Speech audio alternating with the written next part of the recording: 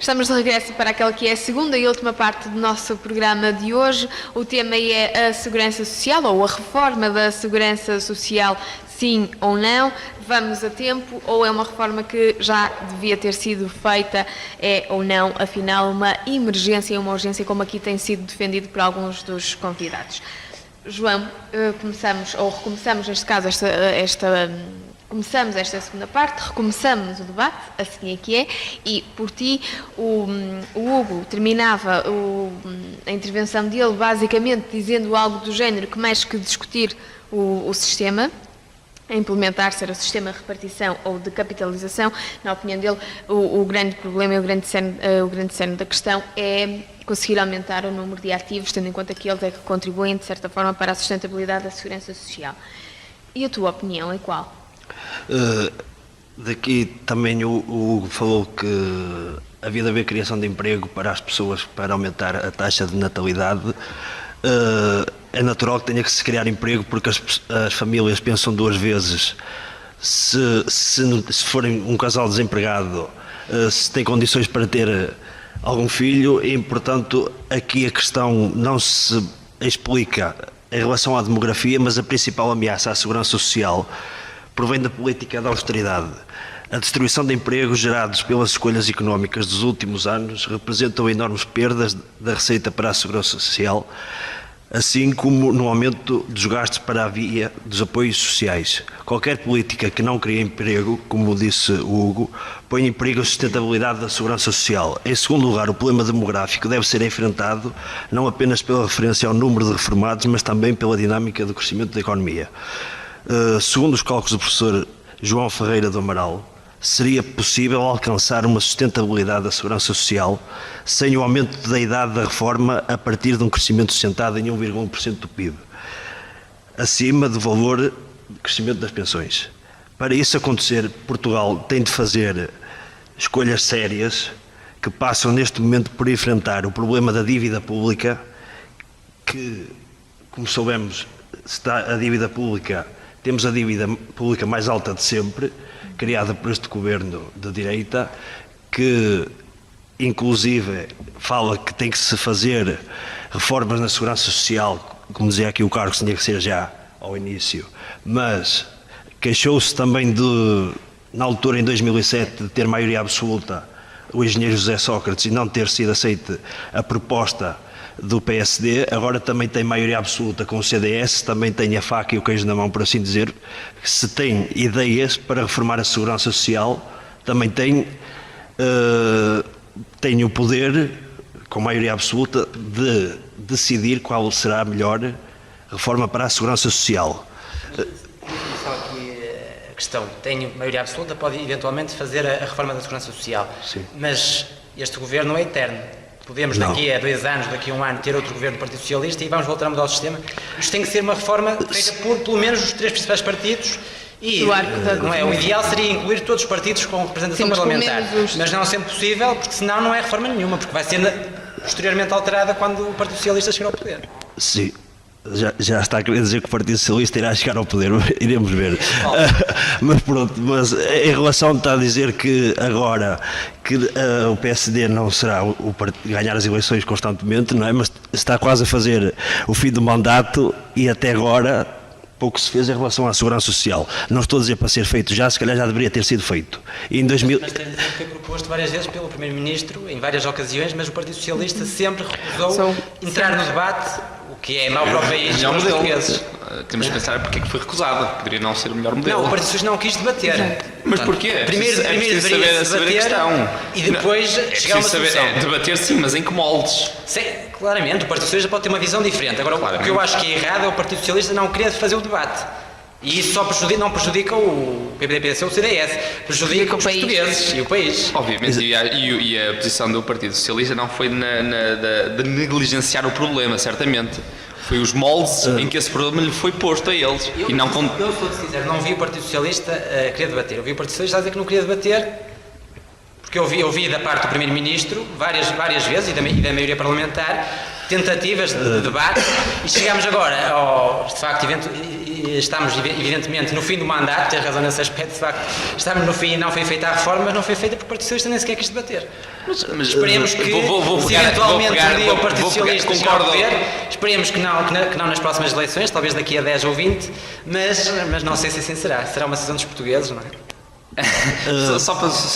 Dá-me só um segundinho. Só para complementar aquilo que estávamos aqui a falar de reforma. A reforma é importante, efetivamente, mas é preciso pensar em dois aspectos muito importantes: é quando e como.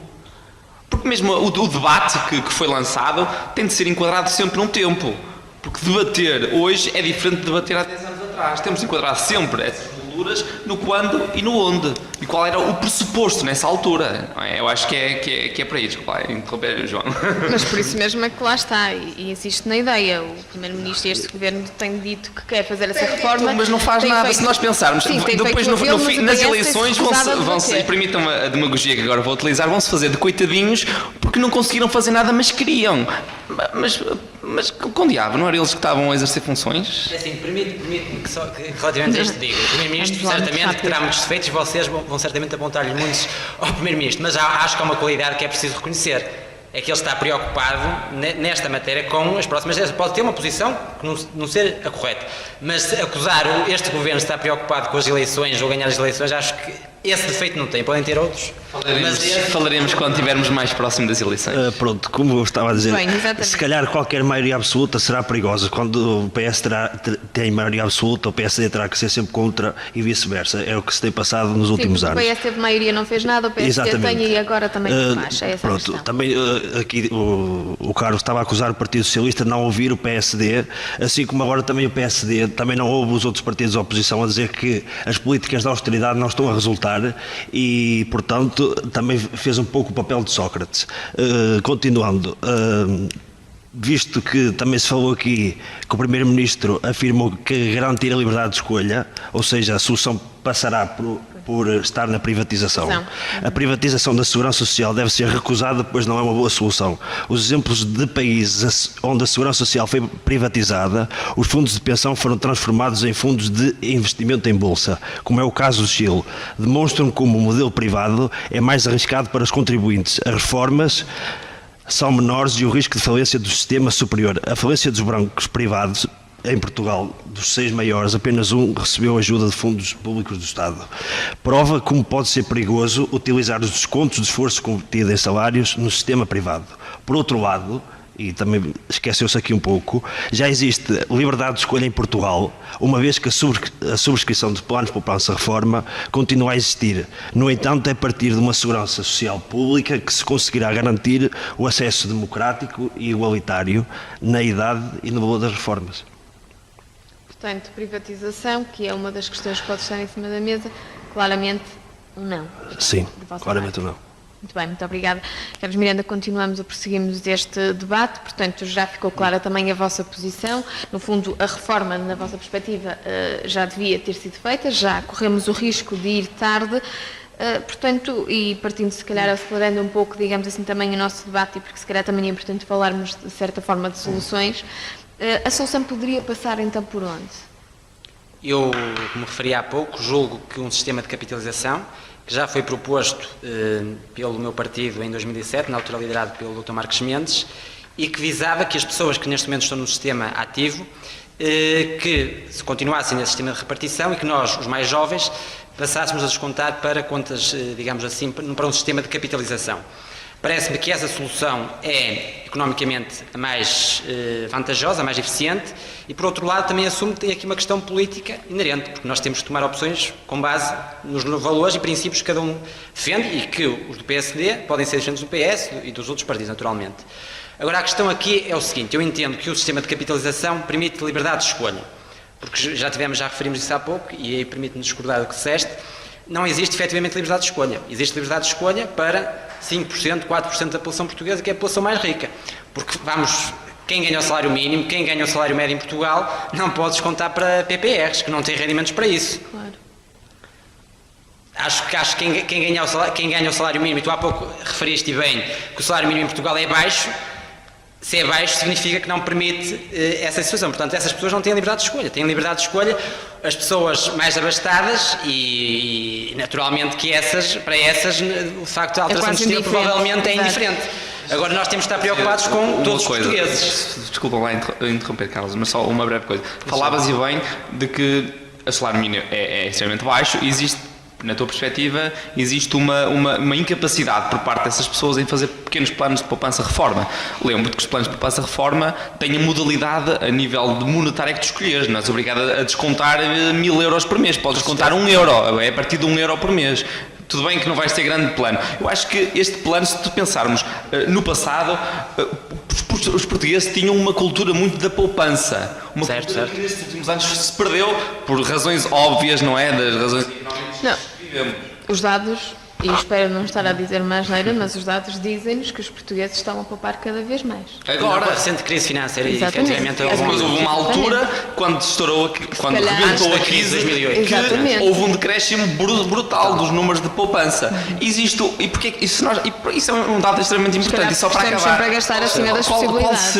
Qual será a razão dos portugueses voltarem às poupanças? Eu acho que esse é um dado muito importante, é que existe um motivo. Educação financeira. Não é só a educação financeira, é também a incerteza do dia da manhã. Não, é a incerteza. Não. Eu acho que mais importante. Mas eu acho que é mais importante que isto, e o motivo, na minha perspectiva, é a incerteza do dia da manhã. Os portugueses poupam e não investem porque não sabem como é que não têm uma esperança de que o dia da manhã seja no mínimo igual ao de hoje. E daí, parte de interromper, Carlos, desculpa. Não, mas essa questão que referiste, estou inteiramente de acordo. Agora, aqui o problema que eu quis referir é que não existe essa liberdade de escolha, e podemos aí discutir, mas pronto, também acabaste por concordar que no fundo não existe essa liberdade de escolha para as classes mais desfavorecidas, ou pelo menos na mesma dimensão que para outras classes. Agora, a questão aqui é que eu ouvi que não se deve avançar com a capitalização ou com a chamada privatização. No fundo, esse termo em Portugal ainda tem uma conotação para alguns setores negativa. Agora, o que eu julgo que é preciso, independentemente de dizermos que é privatização ou manter um sistema público, é resolver os problemas dos portugueses. E este sistema não resolve os problemas dos portugueses e já verificamos que se continuarmos neste caminho não vamos conseguir resolver. Portanto, eu e o partido ao qual pertenço já fez uma proposta hoje, mas já fez há 7 anos. E na altura...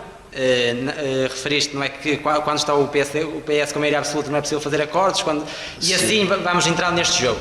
Mas eu concordo, infelizmente, que em alguns aspectos é assim, mas neste aspecto concreto da segurança social não corresponde à verdade, porque o PSD na altura propôs, com uma maioria absoluta do Partido Socialista, ainda nem sequer estávamos a meio da legislatura, e estava a propor uma reforma drástica da segurança social em que ia aparecer colado ao Partido Socialista, e fizemos-lo porque entendíamos que isso ia defender a sustentabilidade do sistema e o interesse dos portugueses. Portanto, nesse aspecto, por acaso, efetivamente não foi assim que aconteceu. Se me permite também só, em 2007 o Bloco de Esquerda também propôs uma alternativa à segurança social, se calhar mais à frente iremos ter tempo de falar das propostas dos partidos, em relação ao que é que devia ser feito sobre a segurança social, ao qual o Bloco de Esquerda não passa, a solução da privatização não é a resolução para o problema.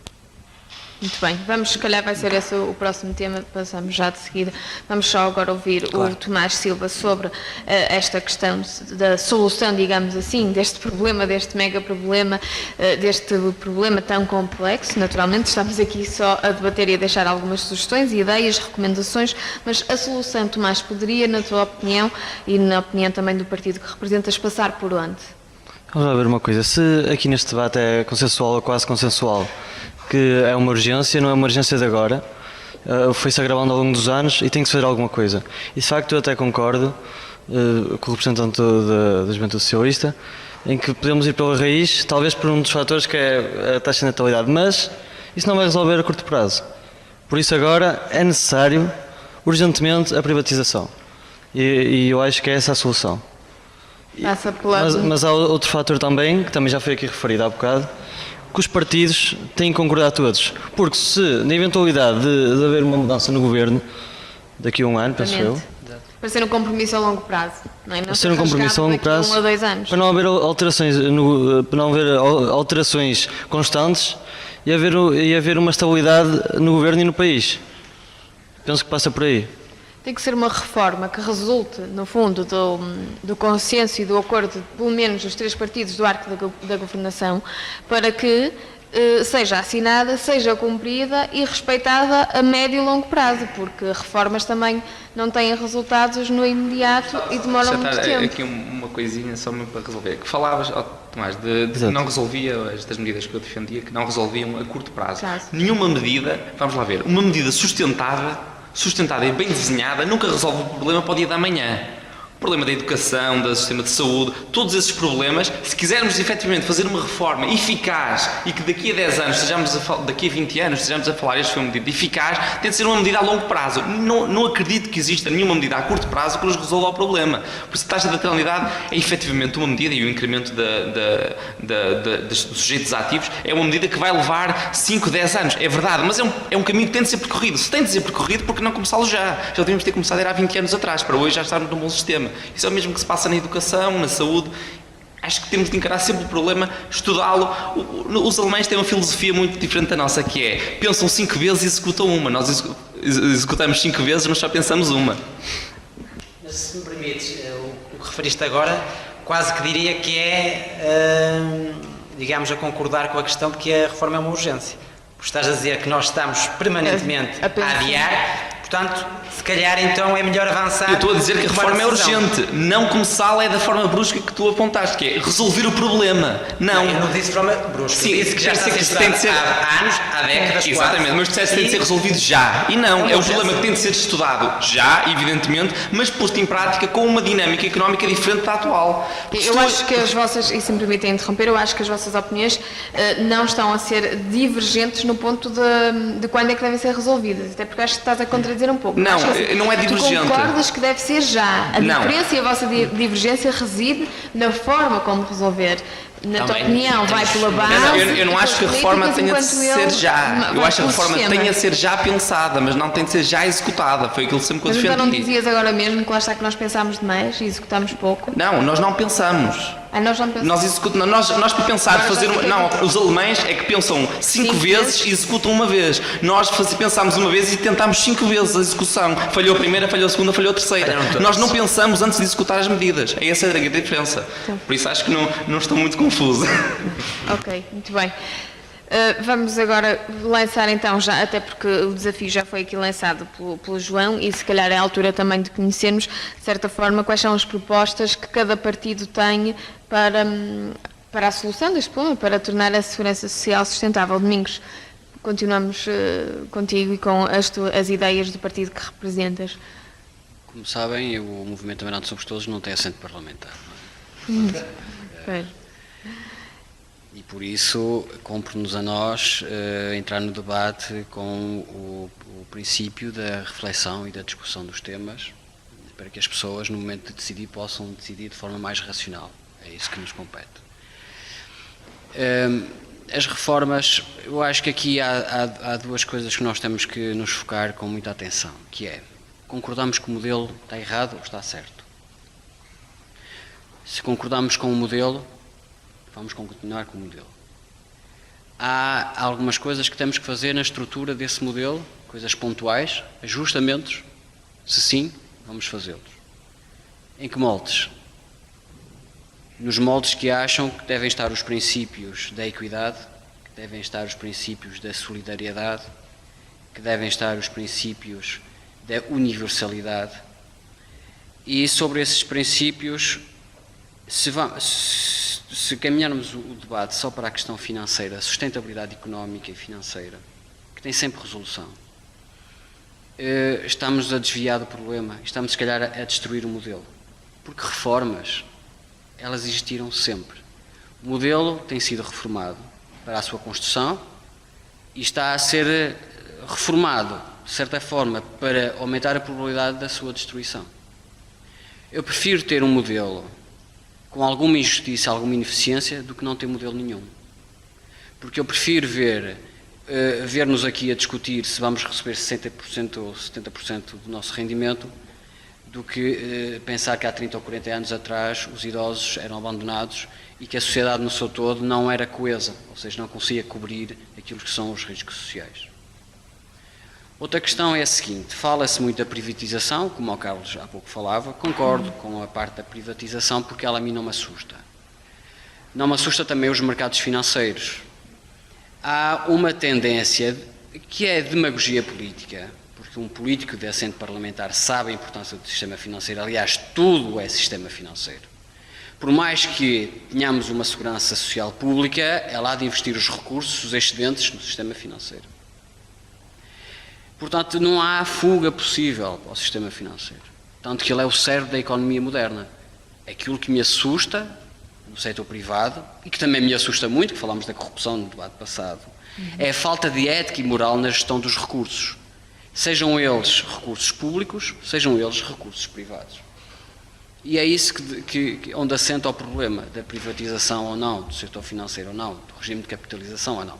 No entanto, está provado, por inúmeros modelos que se têm criado e resultados que têm vindo, que o sistema misto é o sistema, nesta conjuntura económica, perspectivando-se que ela continue, que é o mais eficiente.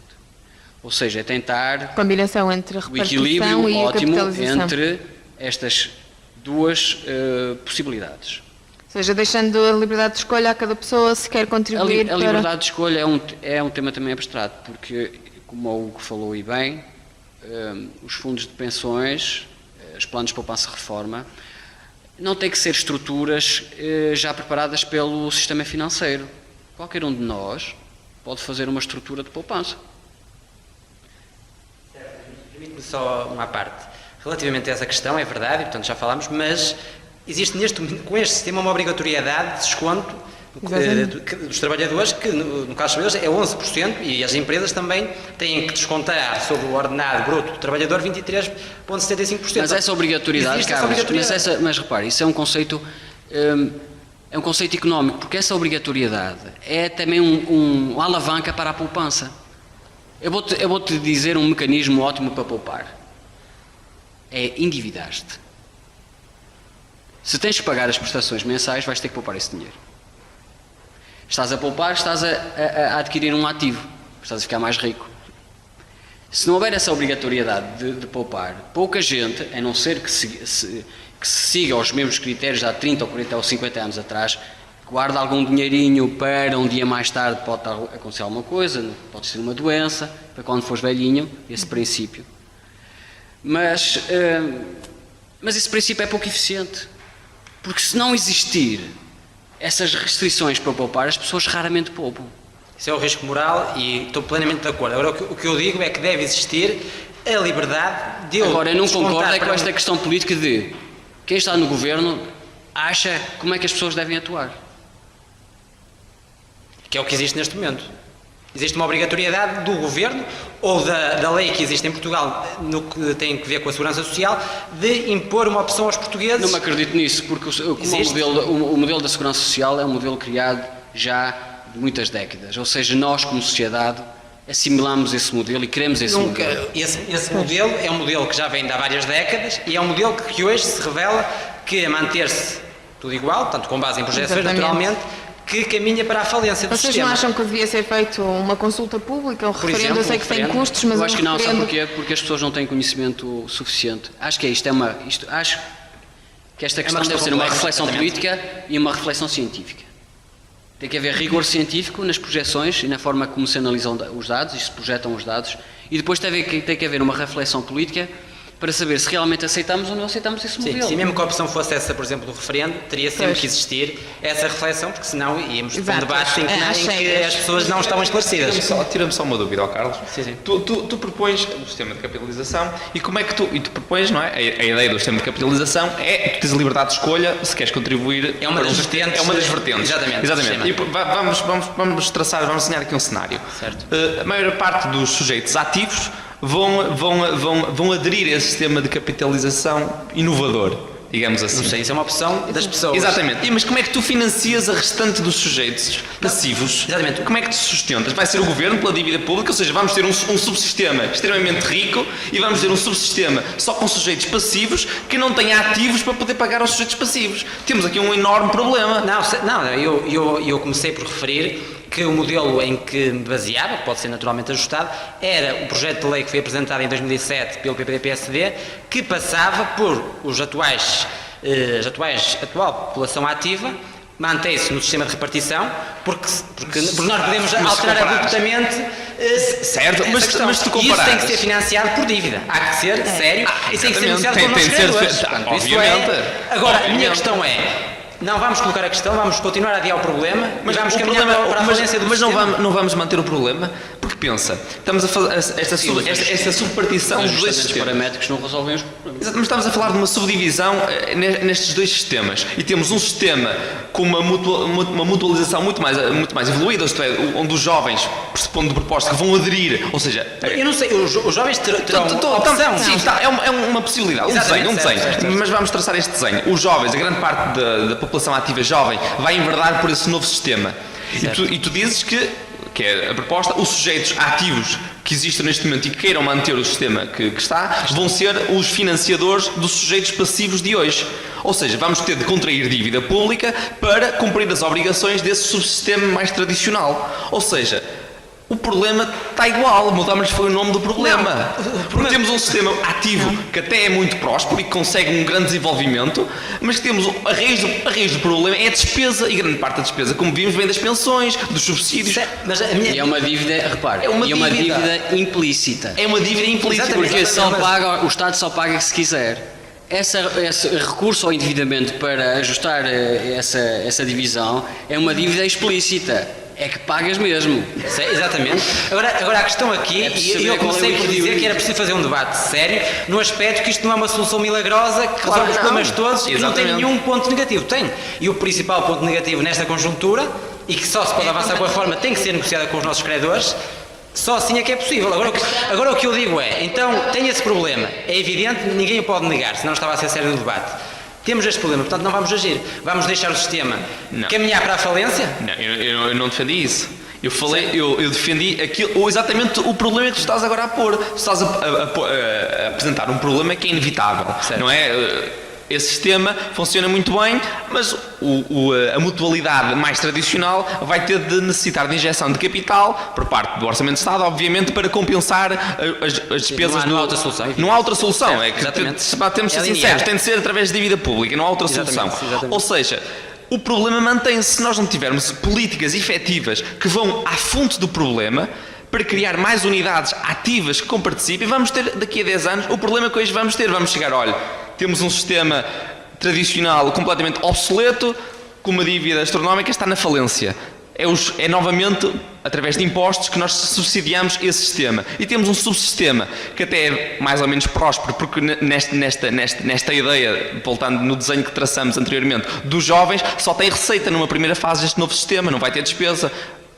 O grande bolo de despesa virá daqui a 30 anos, quando estes jovens forem na reforma. Ou seja, eu acho que o problema e a solução para o problema, mais importante que isso, deve partir por medidas políticas que tracem hoje um caminho efetivo que vai demorar os seus anos, certamente. Mas tudo tem o seu tempo. Está interrelacionada com outras várias económicas e sociais. Claro, não é uma solução única. Exige várias medidas não há uma solução. Noutros aspectos. Não há uma solução. Carlos, desculpa lá, mas qual é a reforma que o PSD apresenta? Quais são os parâmetros que muda? Se vai alterar o modelo? Não, mas pessoalmente até estou curioso. Não, neste momento, portanto, como eu te referi, eu disse aqui que a reforma, a única que já foi apresentada, portanto, neste momento não há nenhuma reforma apresentada para ser objeto de votação na Assembleia da República. Há intenções e há uma linha orientadora do Governo. E essa linha orientadora pode depois ser objeto de vários ajustamentos, naturalmente, mas baseia-se nesse princípio de avançar para a possibilidade dos cidadãos poderem descontar parte dos rendimentos que neste momento estão obrigados por imposição legal para o sistema público de previdência, poder para outro sistema. Portanto, no fundo é abrir caminho ao que tu também defendeste, que concordavas que seria uma boa solução de um sistema misto. Poderia ser então, uma opção. A reforma da Segurança Social não é uma reforma da Segurança Social. é resolver um problema de finanças públicas. Não é resolver as finanças públicas. Repara, esta questão do sistema misto é bem mais que uma questão de finanças públicas, é uma questão política, de valores e de princípios, porque vai permitir a liberdade de escolha. Portanto, isso não é económico, isso é um valor primordial, que é o valor da liberdade. Vai permitir, exatamente, e estamos completamente de acordo, e acho que todos estamos de acordo, vai permitir uma liberdade de escolha, mas não vai resolver o problema. Não, repara, o problema é um problema sério e grave, que não é só com esta medida que é resolvido. Obviamente, naturalmente, isso estamos todos de acordo. O problema e o que me preocupa é que Exatamente. o Partido Social Democrata defende a regulação, mas não defende aquilo que é essencial, que é as medidas a montante. Todas essas medidas o Partido Social Democrata, ainda recentemente, o líder e Primeiro-Ministro de Portugal propôs medidas, e que deveria ser um objetivo nacional, no recente congresso do partido, a questão da natalidade. Agora, essa questão, infelizmente, já é falada há muitos anos e não é resolvida, porque não é fácil. Aí temos de ser sérios que não é fácil resolver esse problema. Não é fácil, mas há um caminho E o que tem que Partido ser Socialista esteve no governo e não resolveu. Certamente E deu não apresenta contributos. medidas para resolver também. Pode ser, e espero que no futuro, tanto o Partido Socialista como os restantes partidos, incluindo o meu partido, se unam para, juntamente com os portugueses, resolver esse problema, que é um problema... Obviamente, mas eu acho que a abordagem do Partido Social Democrata é claramente um problema de finanças públicas, porque quando se projeta... Também, uma visão mais finanças públicas é uma questão fundamental. Eu acho que, e isso me permite, a nossa grande divisão é que vocês têm uma visão extremamente economicista e esquecem-se a parte Eu social. referi aqui que é uma questão de valores e de princípios.